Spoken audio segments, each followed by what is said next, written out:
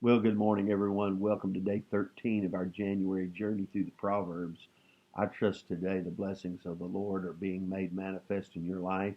And as you're seeking God this month of January and asking God for wisdom, you're beginning to experience it. I know I am. I promise you, I'm beginning to experience it. It seems like it's beginning to kick in a little bit in my life.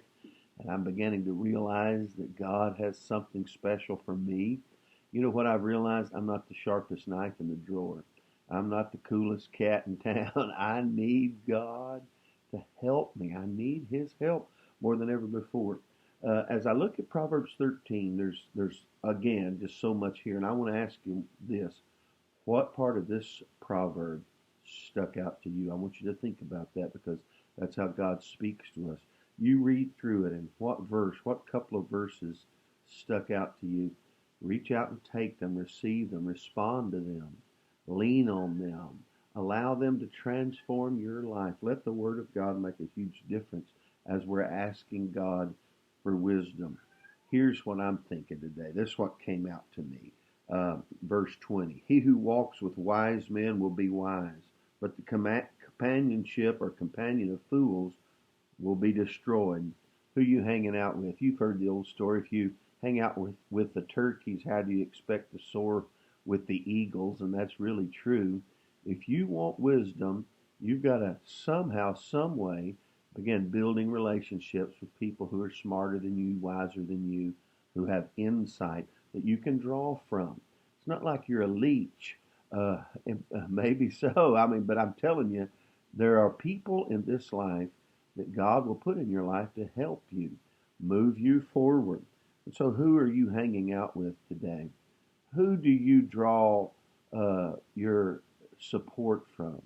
If it's from people who are foolish and not insightful to the things of God, this world's ways, rather than the ways of God, God's ways are not our ways.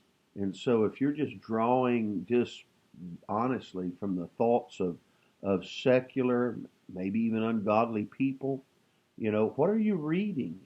What are you meditating on? What resources are you tapping into? You say, well, not much. Well, hey, listen, he who walks with wise men will be wise. And so gain understanding not only from asking God, but from asking others who God has put into your life. And so uh, just allow that wisdom to begin to be made manifest. And I feel like there may be someone listening to me today who you really have spent a lot of time hanging around the wrong people. It's time to make some changes. It's time to change who you are, and that you are who you hang out with, and you are who you listen to, and all those things. You may need to make some changes. Who you hang out with, what's the focus of your life, all those kinds of things. Changes. Here at Church on the Rock North, we began a series Sunday called Shift, meaning there's some things that need to shift in our life, reposition, change. And I'm excited about what God is changing in my life and in my church and in you. So let the changes begin. Who you hanging out with?